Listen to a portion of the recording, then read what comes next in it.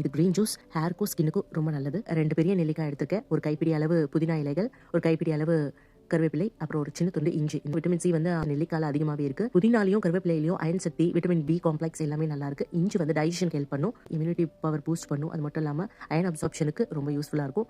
இப்போ எல்லா பொருளையும் நான் வந்து மிக்ஸி ஜார்ல மாத்திடுறேன். நம்ம இப்போ இது எல்லாத்தையும் கொஞ்சோண்டு தண்ணி விட்டு கிரைண்ட் பண்ண போறோம். இப்போ அரைச்சு எடுத்துட்டு வந்தாச்சு. இன்னும் கொஞ்சம் தண்ணி தேவைப்படுது, அதனால நான் ஆட் பண்ணிக்கிறேன். அதிகமா ரொம்ப தண்ணி ஆட் பண்ணிடாதீங்க, அதோட சத்துக்கெல்லாம் நம்மளுக்கு கிடைக்காம போயிடும். இப்போ நான் இதை வடிகட்டிக்கிறேன்.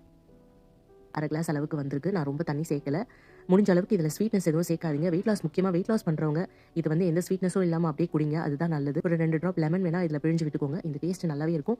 இதை வந்து அட்லீஸ்ட் ஒரு வாரத்தில் 3லேருந்து 4 நாளைக்கு நீங்கள் எடுத்துட்டு வந்தீங்கன்னா உங்கள் ஹேர் க்ரோத்லையும் உங்கள் ஸ்கின் வந்து க்ளோ ஆகிறதையும் நீங்கள் பார்க்கலாம். சைனஸ் இருக்கவங்க, ஆஸ்துமா இருக்கவங்க உங்கள் டாக்டர் கன்சல்ட் பண்ணிக்கோங்க. இதை அவாய்ட் பண்ணுறது நல்லது. இது மற்றவங்களுக்கு எல்லாருக்கும் ரொம்ப நல்ல ஜூஸாக நல்ல உணவாக இருக்கும். இம்யூனிட்டியும் பூஸ்ட் பண்ணும் உங்களுக்கு. அது இல்லாமல் வெயிட் லாஸ்க்கு, ஹேருக்கு, ஸ்கின்னுக்கு எல்லாத்துக்குமே நல்லது.